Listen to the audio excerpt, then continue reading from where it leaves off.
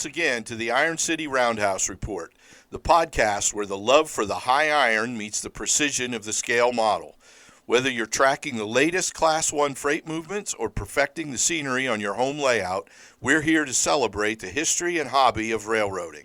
Climb aboard and settle in as we clear the signals for another journey through the world of trains.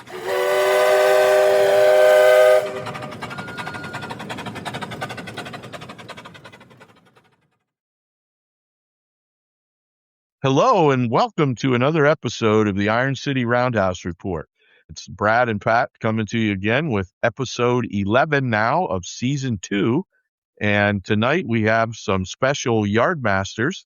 The Yardmaster segments have been pretty popular according to the feedback we've gotten from some of our listeners. So we thought we would put together a Yardmaster segment tonight of some of the expert 3D printers that we've been able to connect with, both through the Iron City group, and also someone that I met at Springfield a couple years ago. So it's going to be a lot of fun, and I'm sure these guys are going to have a lot of really, really good information for us about 3D printing and some of the stuff that if you're going to be a beginner and taking the leap into that technology, that's becoming an ever increasingly important part of the hobby of model railroading for sure.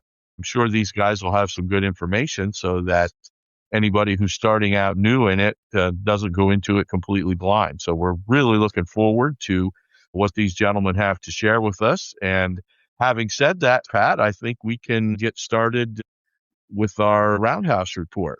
So welcome to my favorite co-host. I guess he's my only co-host. We co-host together, but good to be in the studio with you again, Pat. Yeah, Brett. Hey, I think we're having a good show tonight. Like you and I always said, we wanted shows that kind of get into the nuts and bolts of the hobby. And I think tonight is a good one. And I think it is a mystery show because if you're like me, Brad, don't really know much about 3D printing other than when I see it on our layouts and our shows or see people selling. I bought some 3D prints from folks.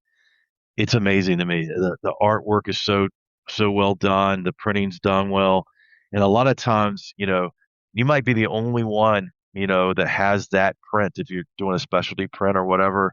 And so it kind of gives your layout that extra, hey, I've got one of these. Do you? You know what I mean? Type of thing. So, and I think we get into that a little bit about the specialty of 3D printing and what people are doing with that now. But I think it brings like a whole new hobby within the hobby, Brad, for a lot of our folks in model railroading. So I'm looking forward to it, Brad. And I think we have a good wide variety of Yardmasters this evening, and hopefully people will take notes or listen a couple of times. Well, the good thing is if I know on the YouTube channel, you can just make YouTube produce a transcript of it. So that's right. Yeah. So you don't have to take notes if you do. Yeah, I agree. That's an area that I would say I'm right at the same level you are there, because all I know is I've gotten some really, really cool stuff that was not available anywhere else from the 3D printers in the world. So it's something that I'm very interested in. I don't know, I don't have any plans to jump in myself, but I'm certainly, some of these gentlemen that are with us tonight have their own businesses, and I've been customers of some of them. And so, yeah, I just think it's an ever expanding and growing part of the hobby where people are able to leverage this technology to, produce things that aren't available in commercial kits or commercial figures or whatever it is you're looking for. So yeah, I think it's going to be a good one, and we'll do our Roundhouse Report here and as the lead up to this, and then we'll bring the guys in. So do you want to lead off the Roundhouse Report tonight? Sure. My first one this evening is from Tony Lunford. Tony is always publishing in the middle of the night. I couldn't figure out why. I looked on our page, and he's from New Zealand. So Iron City, New Zealand is very strong on our page. How and cool. Tony's got some great layout, and he normally puts out a video probably once a week, at least twice a week. And he's everything from, looks like he's transitioned from steam and diesel. So, Tony, great layout. Thanks for participating. He's one of 3 or 4 folks I see regularly from New Zealand on our page. So, we just wanted to give him a shout out this evening. Yeah, that's very cool. And I will echo that. I also enjoy Tony's videos. So thank you, Tony, for the fine work that you're doing. And especially thank you for sharing it with us on the Iron City Facebook page. That kind of stuff is always welcome, as is full scale trains too. We don't try to limit what it, we do the rail fanning content and the modeling content. So we're fortunate that people like Tony with nice layouts are, willing to share that. And please don't ever think that we don't appreciate it, because we do. Brad, what do you have this evening? Well, I have kind of a dual shout out tonight, Pat. 2 of our members, well, one of them, John D.O., he used to be just John O. Now he's got the D in there. I'm not even going to try to pronounce John's last name. He'll know who I'm talking about. Pat, you're going to love this one. So John posted, and also our good friend and frequent participator with us, co-host, and has been is on his own has his own special with Uncle Dave Abel. He's Todd Treaster. They both, Pat, are you ready for this? Yeah, I'm ready. Are you ready? Yeah, I'm ready. They posted trash trains. Really? Yeah, really. Yeah. Okay. Everybody knows. Let's hear it. Let's hear it, Brad. What do these trash trains look like? That was a little bit of a weak response, Pat. You sound like you're quite as excited as I thought you would be. Unfortunately, I did see these trains, and I think I replied with, "This is a bunch of garbage." But really bad dad joke. Yeah. Well, that's okay. That's okay. Since we are in our 50s and 60s now, in that crowd, you're allowed to do dad. In fact, pretty soon you can do granddad jokes, probably. Oh, no, not yet. Not yet. I'm already to that stage. But yeah, John posted a video of a full-scale real trash train, rounding Horseshoe Curve, headed up the mountain, headed west someplace. And then Todd posted one of a trash train running across his wonderful layout, the NYSNA Pittsburgh division. And I'm going to guess, Pat, just going to go out on a limb, but I'm guessing that Todd's train was probably longer car-wise than the real one. What do you think? Yeah, pretty close, I think. And I was waiting for Todd to have a really great excursion train across the way on his railroad, and then have the trash train come in and block the view. What he should do sometime is I should take some of my heritage units down there. I think Todd told me he doesn't have any. So I'll take some of my heritage units down and we'll film them, and then we'll say, okay, Pat, this one's for you, and then run the trash train, because right in front of it and block it. Yeah. Well, you always seem to miss out on the heritage units. Oh yeah, that's true too. Yeah. That'd be a good one too. Yeah. You always arrive just in the nick of time for the trash train, though. Right. It's uncanny how good you are at that. If you guys are rail fanning in Central PA without me, you're guaranteed a heritage unit. Yep. And if Pat's with you, you're going to see a trash train. Yeah. Hey, Brett, I think we have time for one more. Right, if you've got one, I've got one. I wanted to shout out to Eric Young. Brad, do you remember seeing this one where he was working on a veggie stand for like a farmer's market? Yes, I do remember that. Yeah. Hey, great work, man. And nerves of steel, because he's got this pair of tiny tweezers, and he's put an individual, looks like fruits and vegetables in the stand, and he's got 3 rows and 3 stands. And I'm like, man, oh man, I would lose that on the floor at least 4 or 5 times. You know what I mean? Even with the glasses on. that stuff that slips out of your tweezers, and I call it disappearing into the ether, because I can tell you, here's a little tip that some of our listeners may know about. But when I lose stuff like that, I take a pair of or some kind of, usually I just use a pair of cheap nylons, and jam that on the one end of my shop vac hose, and then just sweep with it all around the floor, and anything that gets pulled up in there gets caught in that mesh, And a lot of times, small parts that I've dropped and couldn't find myself, I can find them that way. But yeah, it does take definitely good eyesight and very, very steady hands to do the kind of stuff that he demonstrated with that post. So yeah, hats off and thank you very much for sharing that. And I'm having trouble what did you say his name? I remember Eric Young. Yeah. Eric And Young. Thank yeah. Do you. you remember he also did the looks like some awning work on the building too, with striped Yeah. awnings. And it Yep. just reminds me of the early '70s when I was a kid. We still had grocery stores like that with the stuff out front. I know, like larger cities still have their market districts. We still have the strip district, with the fresh vegetables and fruit and everything. So that was a pretty cool one, I thought. Yeah, that was. Thank you very much to who you said Eric Young for Eric sharing Young. that with us. Yep. And yeah, well, just to echo what I said before, we always appreciate people who are willing to share their fine work with us at the Iron City Roundhouse Report, or on the Iron City Facebook page. I'm sorry. So yeah, with that, my second one is from Scott Woodall. I think I'm saying that right, Woodell, and he posted something from the Deer Creek and Susquehanna Railroad. He generated or I guess it was the newsletter from that group, and one of the things on there is a harm switch list from June of 2026, the HARM Model Railroad Group, which was not familiar with. So I appreciate the fact that he shared that, and it was a neat newsletter that they put together. Several pretty cool articles. They have a Yardmaster report, which is kind of appropriate for us tonight since we're doing a Yardmasters episode.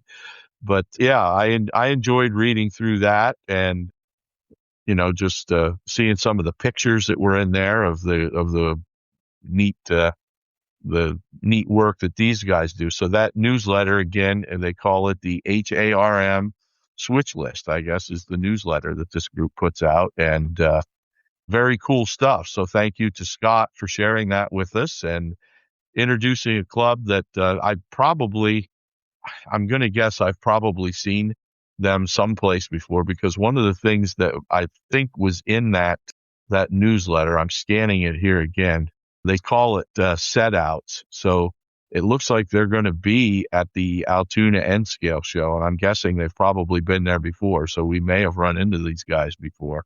Oh, okay. But that's something we'll have to be on the lookout for, Pat, since Scott was kind enough to share that newsletter, and now we are more aware of this group and like to meet up with those guys and get to talk to them a little bit. Maybe. What do you think?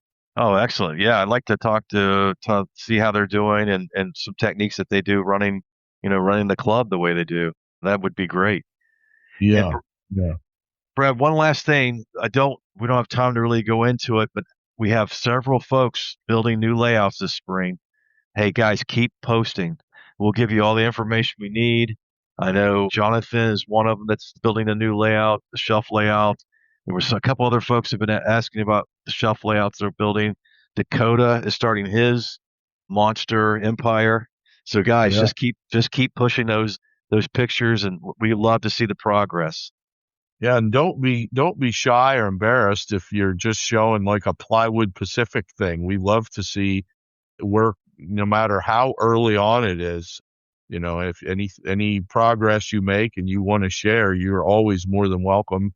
And it really motivates me to get going a lot of times when I see stuff that other people are doing and are kind enough to post. So yeah, one of those was this Stoneboro Railroad was a post that That's right.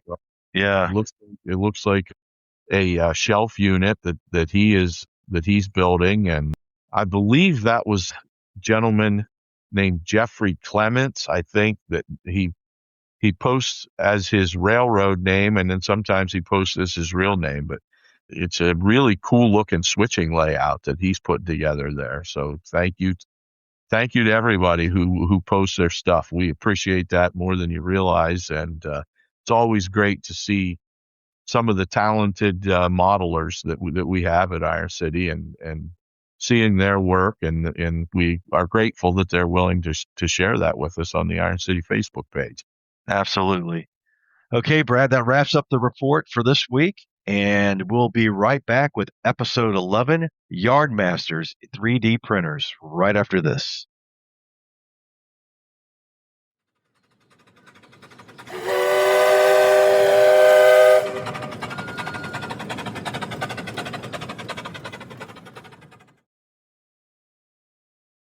Hey, welcome back, everybody. We have a great episode tonight, episode 11. This is we're called the Yardmasters, and it's our 3D printers from around the country. Some folks here have got their own business. Some folks are doing it at home, doing some freelancing. And Brad is going to introduce everybody this evening, and we'll start our show. So, Brad, go right ahead.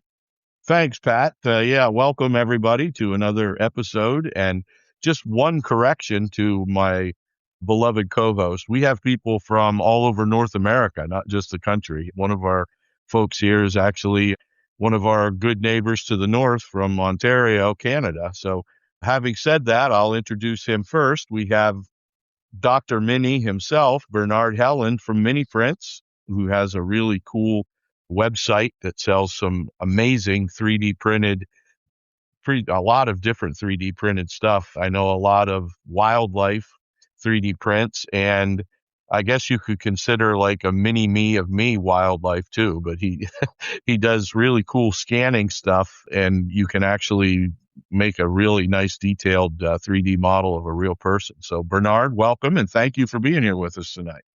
Good evening. You can call me Dr. Mini. Will do. No, it's a pleasure to be here. Looking forward to the conversation. Yep, likewise. Thank you very much. And then we also have Tom Catalano with us this evening, one of the founding members of Iron City N Scale, one of the original 6, and he has recently, he doesn't have any business per se yet, but he has done a lot of 3D printing both for himself and from other members of Iron City, and always does a nice job. So Tom, welcome, and thank you for being here with us this evening. Thanks for having me. You bet.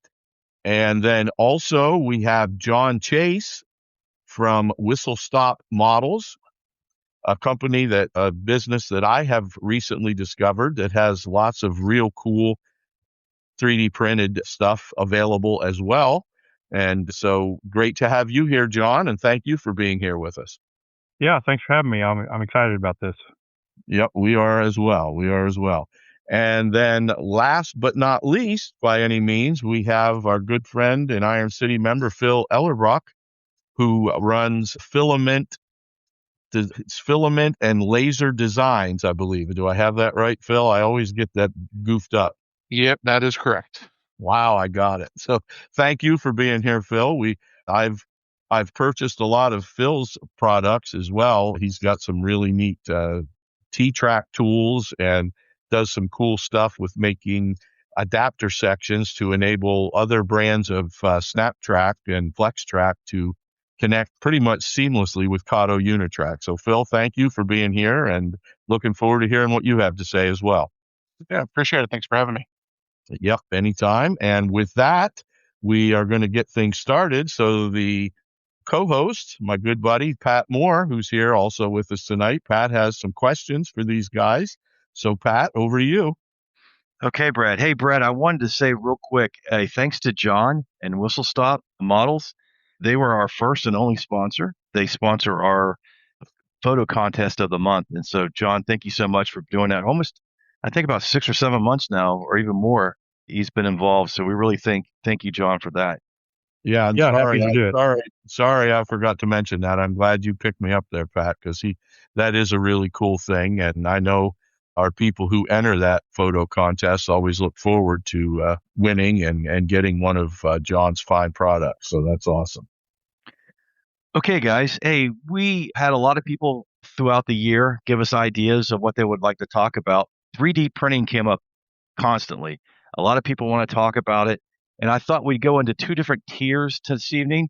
We'll talk about what you do at home and how we do printing at home and maybe how we get started. And then the other side, we'll turn over to the commercial side and I know some niche printing and some maybe micro businesses have gotten started here with the guys that are talking to us, our Yardmasters. So with that being said, the first question a lot of people probably have, except for the printer, because everybody knows you have to have a 3D printer, and I know there's a lot on the market. What are some other software, hardware, accessories, and consumables that you would probably need to get started printing? Bernard, do you want to go first with something like this? Yeah, I mean, I think you can really divide this into, the stuff you need for the printer, the things that you don't think about, and then what you really need. I think I'll start off with what you really need, which is time. Everybody thinks they're gonna sort of unbox a thing and, magic presto, out pops out the perfect part. But it really has, as people have said, becomes the hobby within the hobby. And I think, for me anyway, it's been 6 long years of trial and error and experimentation. And, this is definitely something that, will be a lot of fun, but also take up a lot of time. For the practical side, I would say 100%. Once you've got your machine and your resin and all the stuff that comes with it, don't forget the safety equipment, because the stuff is messy and smelly and probably toxic, which I don't like to think about because I've got 16 printers printing away. But you definitely need eye protection.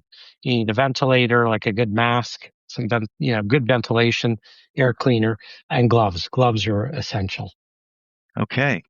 Tom, do you want to add anything? I know you do a lot of home printing. Would you like to add anything to that? Yeah, the cleaning and supplies are key for me as well. I do resin printing. It is a sticky best sometimes. Having ready access to spray container of alcohol, paper towels, so that you can quickly wipe off your hands and not cross-contaminate other tools in the printer and other things. Okay, how about John? John, I know we talked about the safety of it, and I know you had some concerns talking off before we got started about printing. Can you add a little bit to that? Yeah. So I started out in my house like everybody else probably does, and with the resin printing, the odors can be pretty strong. You need to ventilate wherever you have your printers at, and try and keep the odors out of the house. Not only will you get a lot of complaints from your family, but it can cause headaches and probably other issues along with that. I'm sure everybody prints it. I know I have. I've become blind to the sense of everything from doing it for several years now. But you need the surfaces that you work on need to be something you can wipe down, because it's messy. You're going to get drips and drops of resin on everything you do, and you're fighting a battle of trying to keep it clean and trying to keep everything not being sticky. But keeping everything clean and keeping everything ventilated is real important. So, John, you ruined my vision of what 3D printing was. I thought you just pushed a button and it just popped out. So it's not like Star Trek yet, right? No.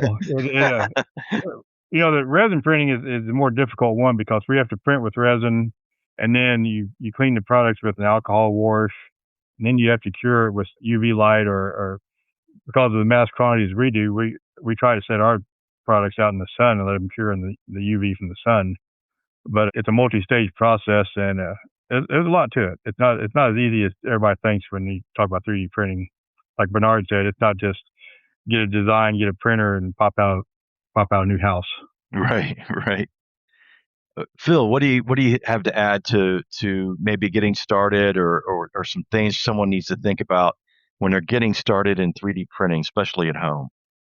Yeah, so I mean, these guys are all resin printers mainly. I focus more on FDM right now, but regardless of the type of printing, I mean, there's two big things you got to have, and the first thing I'm going to say is space. You need space for the printer. You need space to work. You need space for storage of materials. You just need space in general. The second thing, and I think this kind of gets a lot of people, is patience.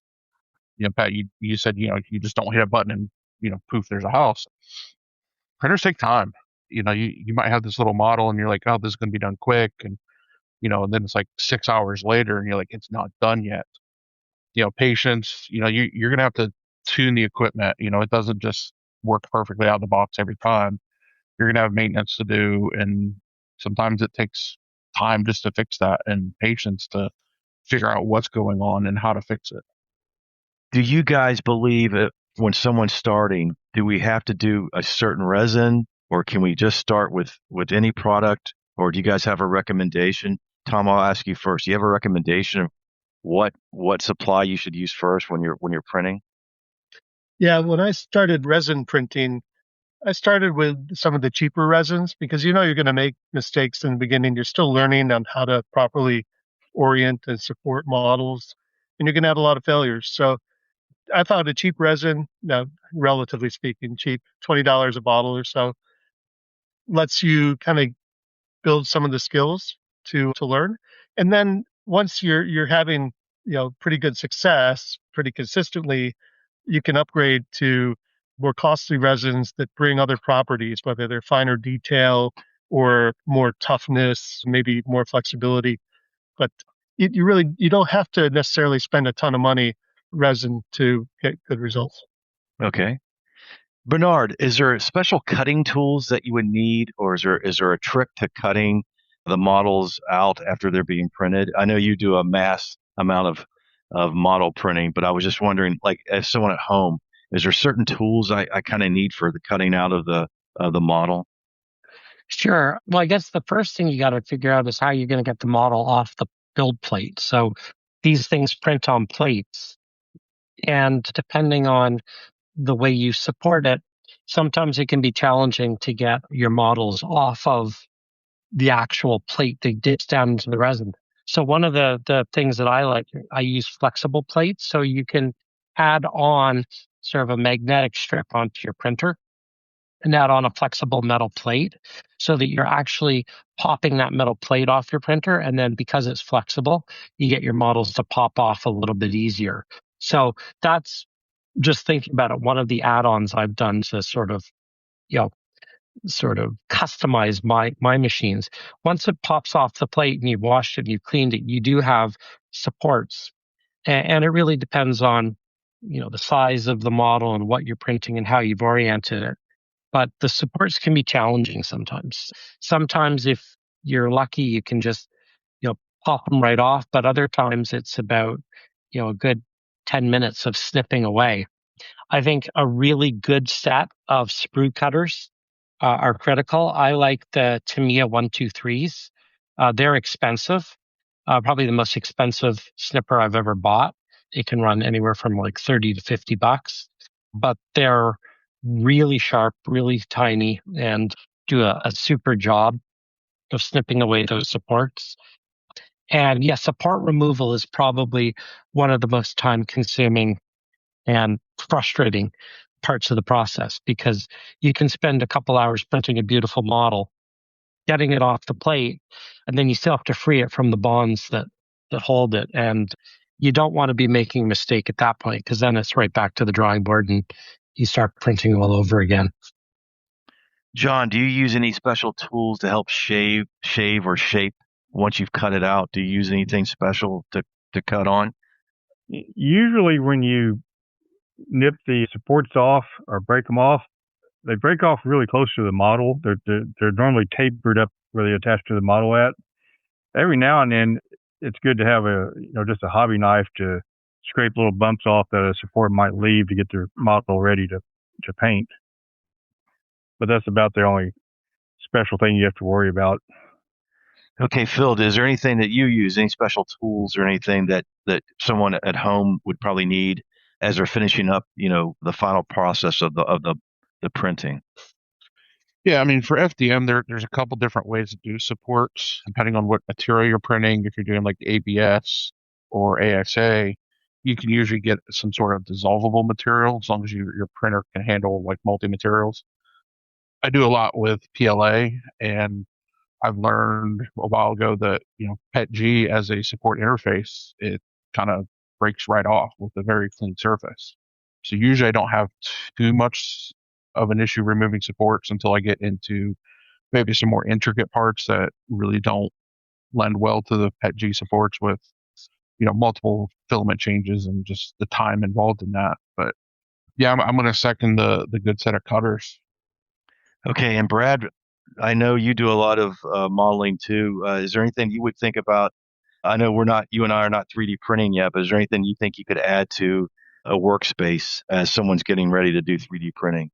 I would just echo what these guys said. I learned a ton just from listening to them. I never really thought about the situation of having to worry about the odors and vapors and stuff that's given off. So definitely, you want to have ventilation when you're going, especially if you're going big time like Bernard is and have 16 of them going in one building. But the one thing I will say, a great discussion, and we're only one question in, guys. So thanks. And I will also say that I've bought products from two of these three gentlemen, Phil and Bernard, and I definitely plan to buy stuff from John now that I've seen what is available there. And just looking forward to seeing what other great information these guys have for us as we continue through the questions. It's hard to believe that was just one and how much good information we got out of that. So onward and upward.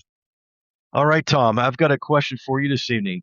What do you think the cost ratio is to printing versus maybe purchasing something that's already factory made and everything? Especially if you're trying to, a lot of these guys are modeling 50, 60 coal hoppers, or they're modeling several, little plastic pellet, hoppers or sand hoppers for drilling or whatever. So what do you think? What do you think the ratio is once you get all the materials and everything, printing versus buying? Yeah, it's a great question. And a lot of new people that are interested in getting into printing, they'll say that savings is the primary reason that they're interested in it. And I tell people, and you ought to reconsider because while it's true that the piece cost for a certain detail can be, much less expensive than buying a commercial part, you have to consider a lot of other factors. The big one is time. The time to research a model that you want to build. Brad talked about with its Front Street Station, the time to build the CAD, and then the time involved in printing, post-processing of the print, and then finishing the print. And a lot of people don't consider that. If you went and you asked somebody, like the Front Street example, and you said, I want to commission somebody to go build something, they might put 50 hours into research, creating their own drawings, and then doing the CAD. And then you've got all the time involved in printing. Printing is still an art to some extent, whether it's FDM or resin. So you're going to have failures. You're going to iterate the design till you get the clean prints that you want, and then you've got to finish them. So I often tell people, if you're just looking for a particular model, you may be better off scratch building it from styrene or other things rather than printing. I think where it can be effective is if you have to do something where you have to duplicate something a lot, or you're going to go into production and you're going to sell stuff. But otherwise, by the time you put your time into it, you go out and you buy the safer rolling stock. You're going to go buy trucks, couplers, decals. You're going to paint the thing. You're going to have so much time invested in that thing that you would have been better off buying the $20 car, completely perfectly finished. So follow up, Tom, do you make your own, I think they're STL files that you use for 3D printing? Do you ever 3D model your own, or do you mostly download the stuff that you print? Yeah, I do both. And I'm much more of a novice designer than the rest of the guys here.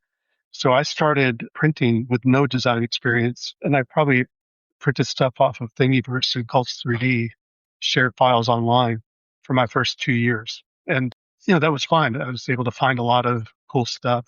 But you quickly realize that, one, a lot of files aren't really well optimized for printing, and you're going to have some challenges unless you can modify them.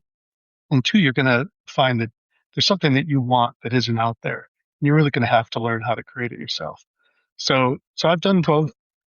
If you just need a barrel or a pallet or something, there are 100 files like that you can go grab. But if you want a unique structure or piece of rolling stock, you really got to dig in and spend some time learning the CAD. That's fascinating. What were you I thought I cut you off. I'm sorry, Pat. What were you going to ask, Tom? No, I was just going to ask him, and you just answered it for us. Like, Brad and I were talking, do you have to have a CAD background, or do you have to understand CAD to 3D print? And I think, Tom, this goes back to a question that you gave me as maybe an example to ask, and that's Shapeways, right? That used to be a place where you could go That's the and get one files. that's the Yeah. one I was trying to think of. Thank you. Yeah. That's the one. And Tom, can you talk to us a little bit about that and how you use that? Yeah, the Shapeways business model, well, one piece of it was what they called the marketplace. So they invited designers to host their CAD designs on the marketplace. And then modelers could come who had no experience with printing, but they could come and they could buy those designs as finished prints. Shapeways did the printing and fulfillment, and they would pay a cut back to the designer for each piece they sold. And I've met a lot of designers who did a side business through Shapeways. It was great for a lot of us, especially me before I got into printing, because you could find some unique things that weren't available commercially. There were people out there that did really unique stuff specific to certain roads that wasn't commercially available. So you could get like body shells for certain rolling stock, things like that. And on the flip side, though, it could be rather expensive, and the quality wasn't always great. And unfortunately, Shapeways, I guess they went bankrupt, but they reemerged with an employee buyout. A few of them got together and restarted it. I think they're out of Netherlands, and they've opened the U.S. store again, but they haven't restored the marketplace, and I haven't seen the designers come flooding back yet. So it's a shame because there were so many, I mean, literally tens of thousands of unique files that a lot of modelers used to love, and they're no longer available. I'd be curious to see what the rest of the group thinks about Shapeways and if they've ever participated as designers. Bernard, weren't you? I know you were in communication with some of the designers that were on there. I don't know if anything ever came to fruition out of that. But I can remember you posting on Facebook something with that. Am I remembering that correct, or am I off base there? No, absolutely. Actually, when Shapeways went down, it was actually quite good for my business because I was able to find some really talented artists who wanted to sell their work through mini prints. So most of the mini print stuff is my own work, or work of artists that I have hired to generate models for me. But there are some fantastic artists out there like the Model Mechanic and Focus Creative Studios and others that I have, made available. I've made my platform available to them and said, if you would like to sell through mini prints, it's a way for me to expand my product line and for them to get exposure and sell their prints. So I was able to pick up some really nice artists and products as a result of that. Well, I'm happy to hear that. Yeah, because I used to buy stuff from them all the time on Shapeways from quite a few different artists and designers on there. They had a lot of stuff for model railroading, but they had stuff for like miniatures, board gaming, and it wasn't only model railroad stuff, but they did have a lot of model railroad stuff, and I don't even know how many. Tom mentioned tens of thousands. It might even be higher than that, but glad you were able to. Well, go ahead. Sorry. Yeah, I know. I just found it got expensive. For me, the first model I ever created before I even had a 3D printer was through Shapeways. Oh, okay. That's like 10 years ago. And it got it very expensive. I think a lot of those guys who are went off Shapeways went on to Etsy and eBay and other sites like that. So they might still be out there, but I think the platform is pretty much gone. Yeah. And so let me circle back a little bit here. We're still with the guy at home. He's printed out everything, and this can go to Phil or John, whoever wants to take it first. I'm in this predicament right now, and Tom's helped me out a little bit with this. Is what paint are we telling people to use? Are we we doing air spray? We doing brush strokes? How are we painting these 3D models? And some of the stuff is so, especially in N scale, is so minute. I think there's a lot of different techniques I've seen people use, different tools. What do you guys recommend? And John, I'll go with you first. For paints, someone purchased your product. How are they going to paint it? Yeah, so that's a question I get asked often is how do you prep these models and how do you paint them? I do resin printing, and as long as my process is done properly and it's a clean print, it's ready to paint. And you really don't have to do anything for it other than take it apart and separate it out. The process of painting, I always get asked about priming. When I do my personal stuff, I don't prime my models. I just paint them. I do use an airbrush, and that's because I do in-scale. And I just find that if you use a brush on a lot of in-scale models, you just put too heavy of a paint on there and cover up detail. And again, with the 3D printing stuff, most modelers put in a lot of extra detail that you wouldn't have on a commercial product from a manufacturer. And you don't want to cover up those fine details with paint. So airbrushing is the best way to do it because it's such a light coat of paint that goes on.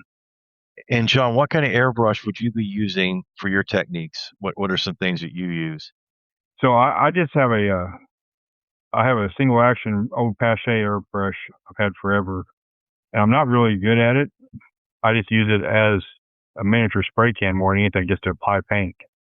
I never was a good airbrush artist. How about you, Phil? What are some things that you would do in painting? Yeah, so I mean, I'm on the other side of the fence here. I'm more FDM right now. Haven't made the jump into resin yet, although it is on my future plan. But a lot of my stuff is more of the tool type variety versus the models and structures and stuff. I am getting into the structures a little bit, but yeah, I mean, I've done a little bit of painting of some stuff for myself, and like John said, I'm not a fantastic user of the airbrush. I do have some cheap airbrush I bought 20 years ago that seems to work okay. But I've done some airbrush. I've done a little bit of brush work on them. Similar, no primer, just straight paint. I've typically used acrylics without any issues. And Tom, how about you? I know you just completed, I saw for Kevin for a scrapyard, a really nice piece of equipment. What did you use? What were your techniques? Especially if you want to weather that also after you paint it, what are some things that you're using? Yeah, at first I do like to prime all my models.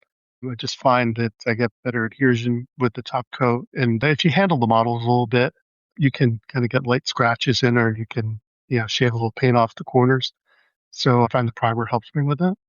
But also, you have to think about the color of the primer in your top coat and how they play together. So, if you do a yellow over gray, it might be like kind of grayish yellow on top. If you do that same yellow over a white primer or a red primer, you're going to get more of a lighter yellow or maybe almost an orange. And in the example model you're talking about, that becomes very important. You can actually look at that model and you can see variations in the yellow because I primered different things at different times. So you get a different hue in the top coat. So you just have to be cognizant of that. Okay, this goes to I'm going to do a follow-up question. Anybody can answer it, any of our Yardmasters. I've seen people now printing, and I don't know what they're using, but the 3D prints are coming out either gray, charcoal gray, or black. Is there something different with the black? Is that something different, or would you have to paint that a different way compared to the grays? What's your all's opinion on that? Anybody can answer. I think that's just different resin colors. I mean, we could do an entire show just on 3D printed resin and different properties and techniques. I mean, you can buy grays or blacks or blues. I mix a custom mix of my own with different properties. I don't think the color really affects the printing. I mean, different resins have different properties, but what I will say on the painting side, and I've got 2 clinics up on my website just on figure painting and painting in general.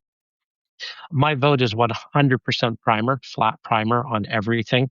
Everything gets primer, but there are specific techniques for painting miniatures of any size that I think really enhance the miniature, specifically figures. And there's a lot that we can learn from the military modelers and the Warhammer modelers, the people that are painting, the sort of the space pirates and things like that. I'd argue they're miles ahead of us in the model railroad community in terms of techniques. And I've learned a lot about paint and different painting techniques by watching YouTube videos, specifically of Warhammers. Bernard, what would be some, maybe just a couple of techniques, if you could just elaborate to what you were talking about there with the Warhammer? Well, for me, the most important thing is shading your model before you even put paint on it.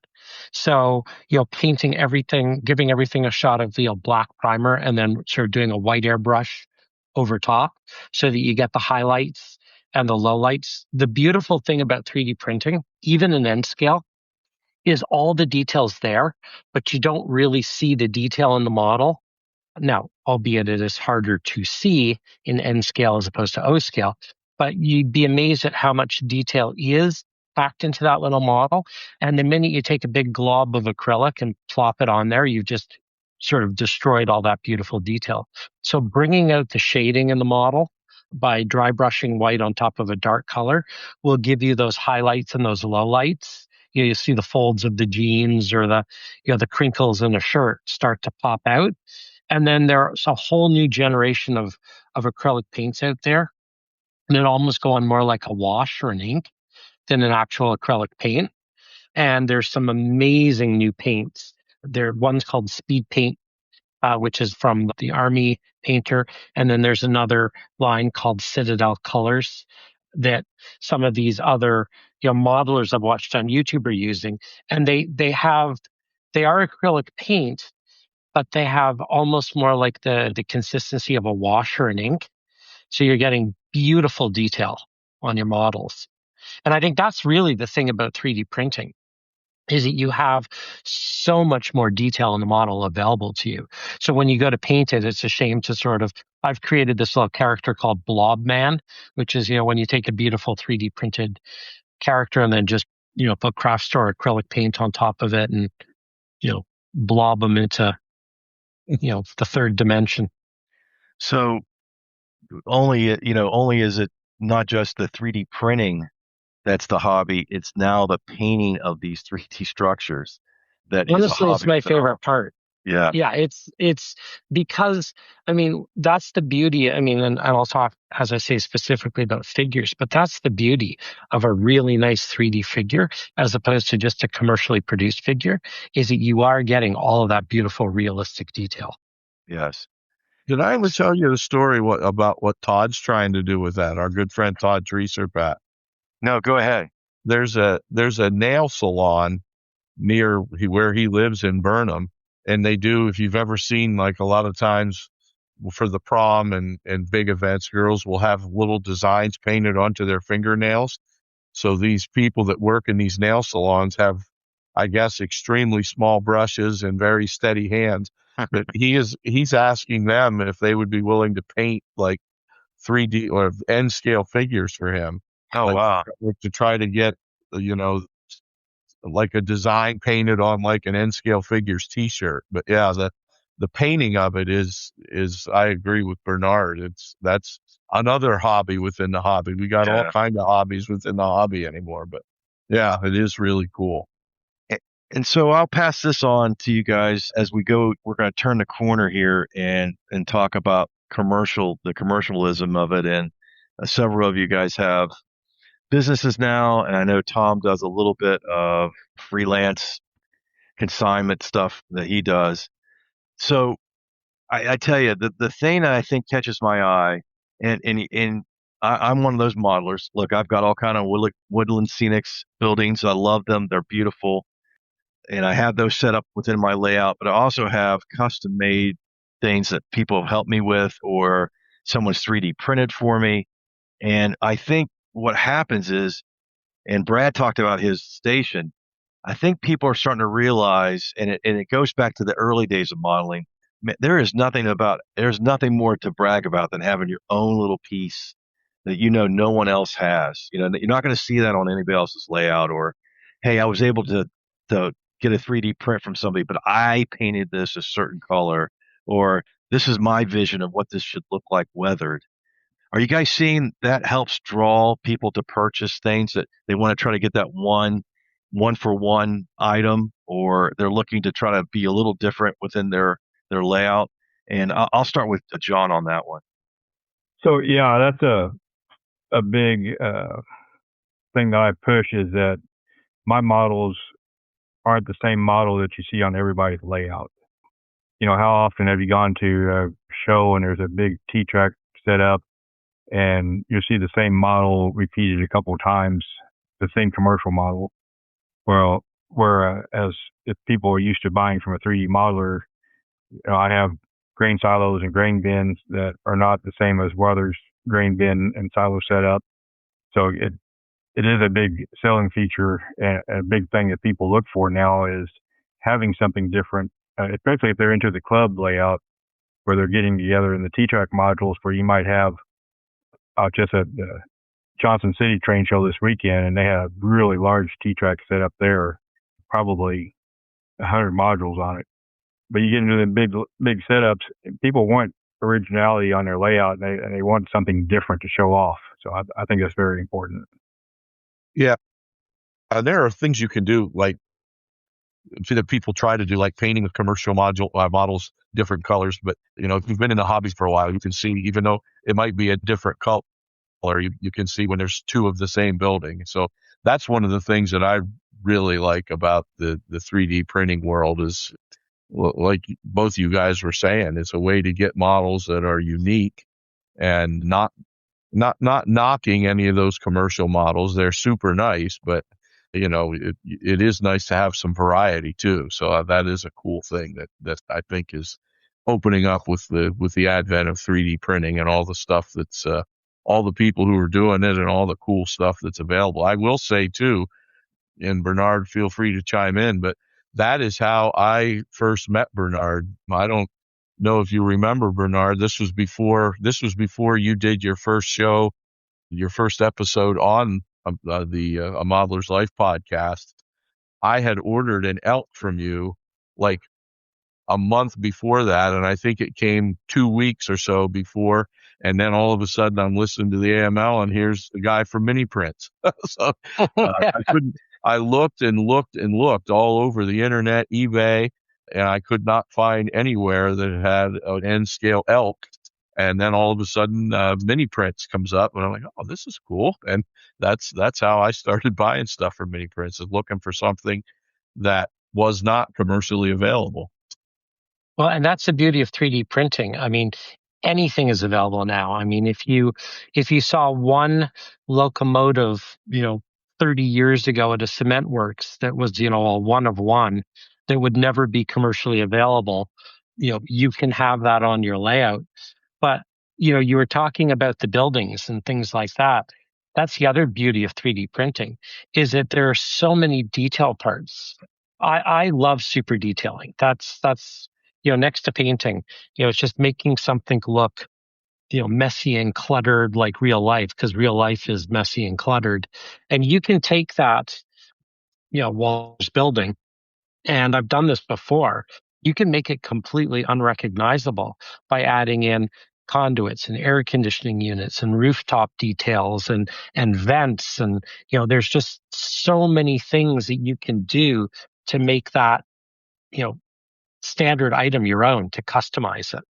Mm-hmm. And I would guess you could even probably 3D print like an addition onto like the back or the side of one of those commercial structures and make it look pretty unique too. So that's probably another possibility that's opened up with 3D printing. And one other point I wanted to make before we move on from this, I just got an email notification this morning that a special project that Bernard is working on for me that will be unveiled at the appropriate time.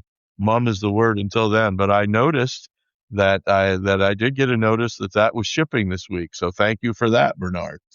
You're welcome. Yeah. I'm going to pass over to Phil, because Phil's a little different. He does a lot of tooling right now in the N-scale world to help with T-track and everything. So Phil, tell us a little bit of what's driving you in your business right now, and what are you doing that you think there's a market for? Yeah, so I mean, my background is mechanical design, so I mean, I fit perfectly into the tooling world here. I started getting into T-Track, and I was like, man, this is great. I just wish it was easier because if you try to line up the track on the right side of the module, then you have to manipulate the left side, and then the right side's off, and the left side's off. And I was just trying to think of a way to make it easier, right? And I don't try to charge an arm and a leg. I'm not trying to get rich off of this, so I sell my stuff what I consider to be a reasonable price. And I just want to be able to help the community and to be able to get stuff done quicker and easier, solve the little problems. So, Phil, what are some examples that you're printing now? What are some things that you're printing? So, as we mentioned, the T-Track alignment tools, I have those in both HO scale and scale. I also have a N-track version for the 3 tracks. I do the Kato splitter cable boxes since they decided to remove that box from their part. Mine are all color coded for the individual T-Track lines. What else am I working on? I've actually got a longer railer tool that is available now, so you can actually fit like a 5-piece Walther's articulated well car set on it and roll the whole set off onto the track as one unit. Or a big boy. Yeah, I mean, big boy fits great on it. It actually comes in like 3 pieces, so you can easily store it away and actually print it. But it also just snaps together, so you can do whatever you need to. I use them all the time. Multiple cars on them, just run them off, and I even let the locomotive pull itself off as well. They are not powered yet. I will be looking into that at some point. Well, I know, Phil, that I've used a bunch of your products, and I appreciate the work of that because, like you said, that's a whole nother part of the hobby that's growing. I heard something the other day that T-Track is just, especially at shows, it's kind of exploding. Like there's not a show now that doesn't have, if it's an all scale show that doesn't have some kind of T-Track there, and so there's a market there, and I think that's really fast growing. This question is more towards John or Bernard, and I know you guys are kind of doing different things too, because Bernard's really got a good hold on miniatures, of items, animals, stuff like that. John, I know you're going more towards buildings. What do you guys see right now as maybe? I'll ask John first. What do you guys see as maybe a trend? What are people asking for more than you thought, and now you've got to print it? How about you, John? I get asked for a lot of specific detailed scenery parts. Like, this last train show, people were asking for certain clutter items, washer and dryers, and some stuff that I never. It always catches me by surprise because it's stuff I never think of that you would need on layout. So I like to make buildings. I'm a electrician by trade. I've been in the construction industry for probably like 30 years. So I'm really good understanding how buildings are built and made, and I really enjoyed making buildings. But I find that people like the detail parts a lot more than everything else to finish out a scene. So, John, let me go back and ask you: washer and dryer, was that for a scrap yard, or is that for details inside a building? Well, I honestly don't know. It was an older gentleman. I told him I didn't have one, but I could make it for him. And I asked him, and he was quite old. He's probably 80. I said, do you have a computer and email? You can send me a message? He no. I said, well, give me your name and address. So I wrote it down, and actually today I modeled them up and printed them out, and I'm just going to send them to him. But I think he's from the Appalachia area, and I think he's going to set them on a couple of porches of houses in his Appalachian layout. That's what I was going to say. Yeah, back in the day, right? Well, probably now still a day, but definitely in the 50s and 60s, people had those kind of things on the front porch. So I could see that. Yeah. And how about you, Bernard? What do you see as something that everyone's asking for? Well, it's interesting. I think the two things are, one are the things that you'd never think of. So like really, obscure sort of, I want, there was a movie I saw once where there was a guy who did this one thing in this one scene. So, very specific, people who are modeling something either that they remember from their childhood or that was in their favorite movie, or, very, very specific, I'm building this scene from, my past, and I remember this specific item. So they're getting really specific with what they want because it doesn't exist. Right. Or the other thing I'm seeing is an explosion in scale. So 6 years ago when I started, it was HO scale was 80% of the market, maybe 90%. And you'd get a lot of requests for, everybody wants a propane tank. Everybody wants, there's a picnic table, there's the stuff that there are tens of thousands of models of. But now I'm finding, people on the sort of, I'm seeing an explosion of N scale. I'm also seeing an explosion of like G scale, so I'm seeing, things, markets that didn't necessarily have the commercial companies catering to them are now able to also get what they want. So much wider scale because, we're in the era of desktop manufacturing. I mean, you have a full factory on your desktop and you can make whatever you want. So last season, Brad and I really went into details, really with the OGs, and Tom was part of this discussion. My generation, and Brad always tells me we're not the 40 to 50-year-old generation anymore. We're the 50 to 60 generation. Thanks, Brad.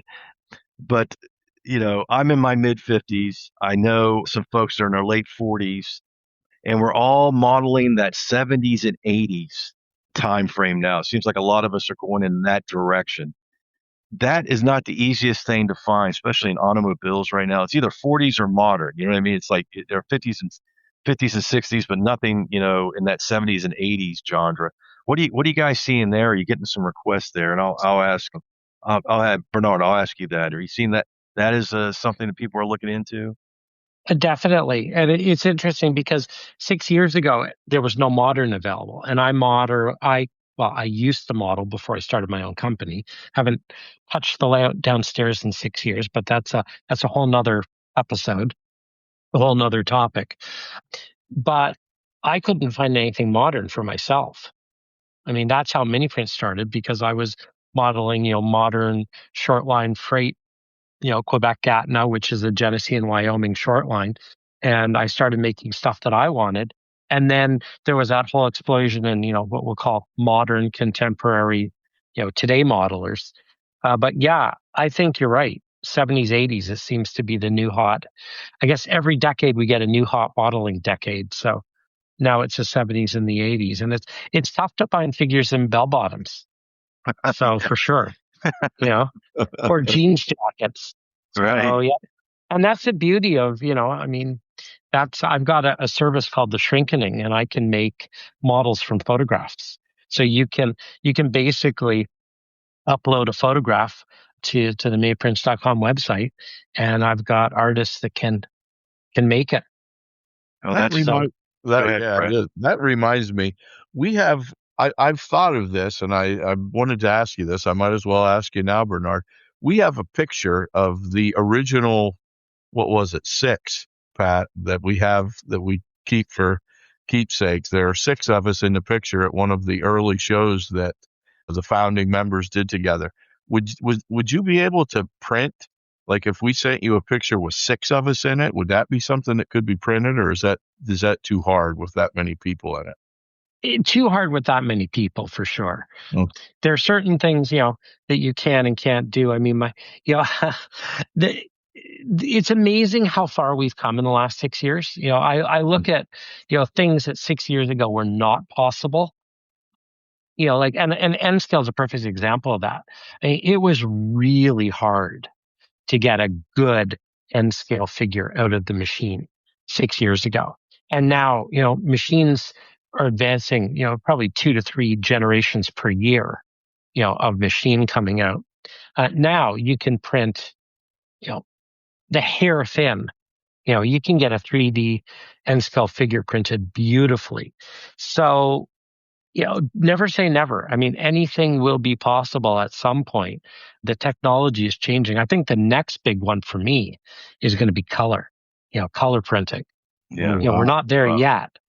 We're not there yet, but I mean, I don't think it's too far until, we have desktop color resin printers, And Tom, So- have you worked with that at all, Tom, with the color printing? Yeah. So color printing is available in filament today, and a lot of people take advantage of that. But what Bernard's talking about is kind of cutting edge. There are commercial printers out there that offer that today. And I'm glad you brought that up because I did see an interesting video about one. They not only print, you think of like filament where they're printing blocks of color, but what Bernard's talking about is the ability to do like tones and shading within the model.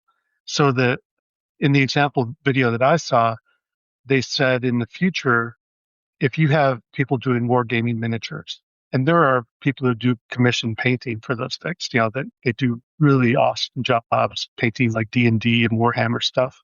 And they do these like amazing, like shading and textures on their clothing or their armor. With these printers, you could buy a print that is a scan of the paint job that one of these famous artists did, and it would print with all of their colors. So it would be like somebody did an artist did a painting. You could have a print of it yourself. It's not the original brushstroke paintings, but it's a duplicate print of it.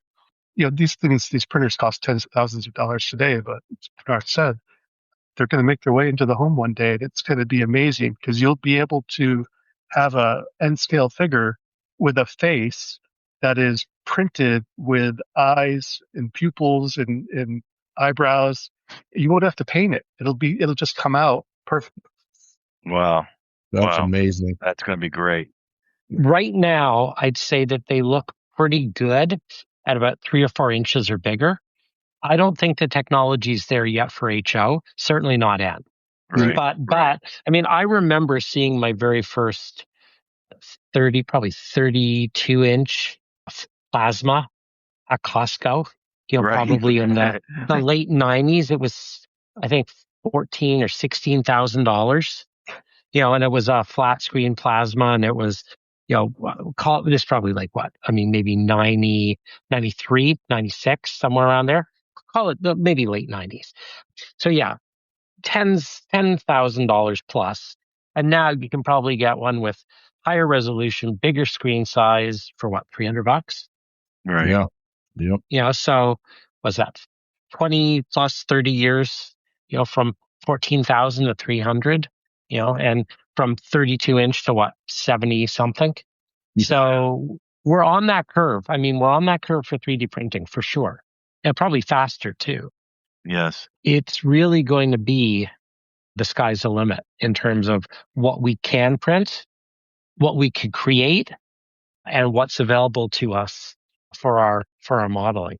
I hope that doesn't take 30 years, Pat, or we will be in the 80s and 90s crowd instead of 50s and 60s. Well, I tell you, it'll be perfect time for not trying to paint anything.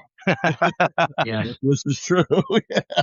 So, guys, I just want to tell you, this topic to me is fascinating. I think we're going to need to bring you guys back on because we didn't even touch on some things I wanted to talk about this evening. It's been great having the Yardmasters on here. Once you're labeled a Yardmaster, Brad and I don't have a budget yet, but one of these days we're going to get a hat for everybody that says Yardmaster. But we're not there yet. But I want to pass it on to Brad for his final thoughts before we take it out here before the end of this show. But hey, guys, once again, thanks a lot. Great Yardmaster conversation tonight about 3D printing.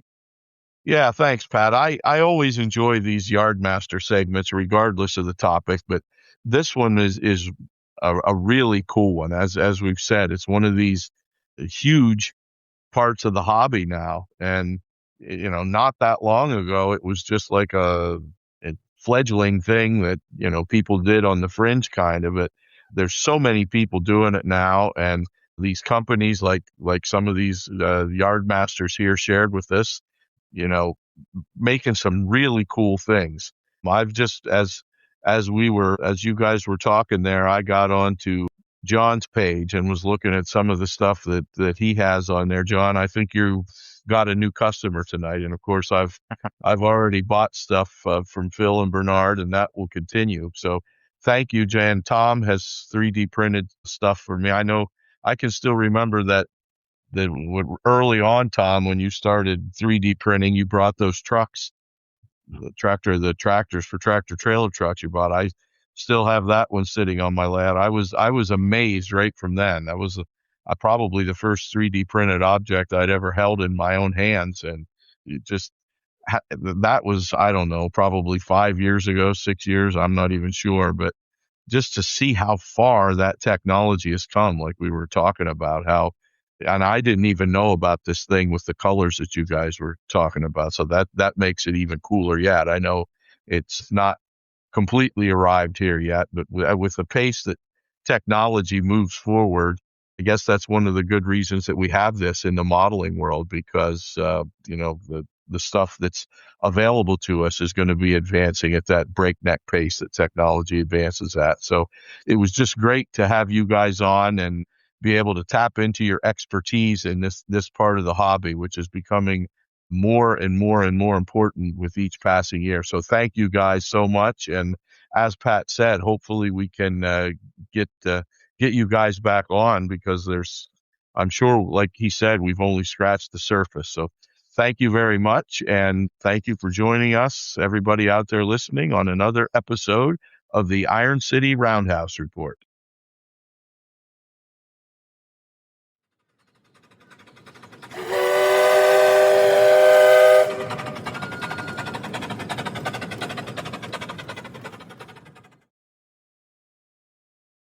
Welcome back, everybody. Wow, Brad, that was informative and very educational this evening. I learned a lot about 3D printing. I don't know about you, Bud, but I don't know if I'm ready to get into it now, because it seemed pretty complicated, but it also seemed like a lot of people are doing it nowadays in their homes, and people are starting their small micro businesses with it also. It was very, very informative. So thank you to those guys for sharing their knowledge with us. As I think I mentioned at some point, maybe in the intro or maybe even in the main part of it, I'm just not at the point where I want to take the leap yet. And I think they gave us a lot of good information, but I got the impression that we had just scratched the surface of all that's involved and all that can be done through 3D printing. So I'm thankful for guys like that who took those steps to learn how to do it and provide a lot of great stuff for guys like us who haven't taken the plunge yet. So yeah, very, very good stuff. I enjoyed talking to them a lot. And Brad, if anybody has questions or follow up in 3D printing, most of the folks that were on tonight, I believe Bernard's going to join too, are Iron City members.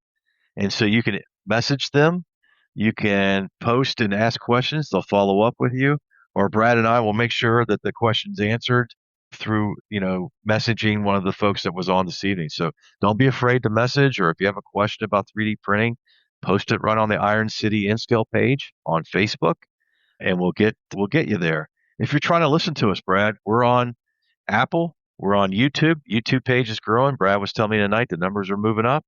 We got some videos now we're posting on YouTube from the Iron City page, so those won't be lost. And we have all our clinics, we have all our showcases on there. Showcases are pretty much closed for the summer now, and we'll be back with showcases starting in September. And I've already reached out to some folks about showcases.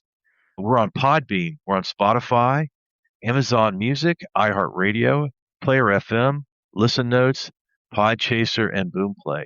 And wherever you get your podcast, if I didn't list it right there and you're listening to us this evening, we're on. We're on several different formats, and we're happy to have you guys listen. And we want to make sure everyone's still listening over the summer. We got some great topics. We're getting some more Yardmaster work put together here in the next couple of weeks. I think, Brad, we're going to do steel mills here. I think we have a show coming up called The Price is Right to help people with budgeting and looking for those great deals on the internet. And so we have a lot we're going strong, Brad, this summer. Plus, if everything goes well and we don't get trash trained out, we'll all be taking video of the big boy this summer coming right through Pittsburgh, coming through Ohio. Right now it's heading back, I think, this way to the Midwest. It's just about a month away. We'll be here, Brad. Yeah, and I just took delivery of my own big boy today. So awesome! The video break-in run of it. So yeah, there's a lot to look forward to. So I know, during the summer months, people want to be outdoors and stuff like that, and that's perfectly understandable. But we do have some stuff coming up that if you're outdoors all summer, feel free to maybe as you're driving, give us a listen, or if you need to wait till the fall and then get caught up, whatever. But a lot of times the summer is a downtime for different types of content creators, but we are going to keep pushing through strong to keep hopefully providing a quality product for our listeners to listen to. So yeah, lots of exciting stuff coming up, Pat. Okay, Brad, if you want to finish this out, appreciate everybody listening this evening. Yep, likewise. And also we appreciate the gentlemen that we had on here sharing what they know about 3D printing. So thank you to Bernard, to John, to Phil, and to Tom for hanging out with us tonight. And hopefully our listeners enjoy this. And having said that, we'll thank our listeners once again. We do so much appreciate the fact that you take the time to listen and download our podcast. And we just look forward to future episodes. And thank you once again for joining us for another episode, which is episode 11 of season 2 of the Iron City Roundhouse Report.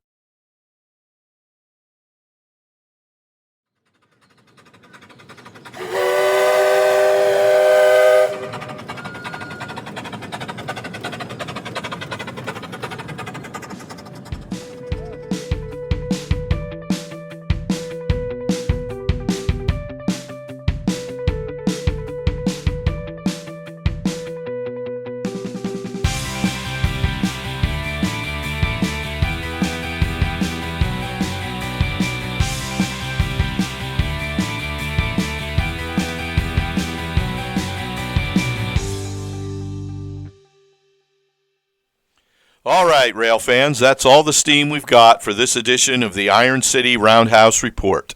Until next time, keep those gauges green, your couplers connected, and may your layouts always run smoothly. Happy railroading.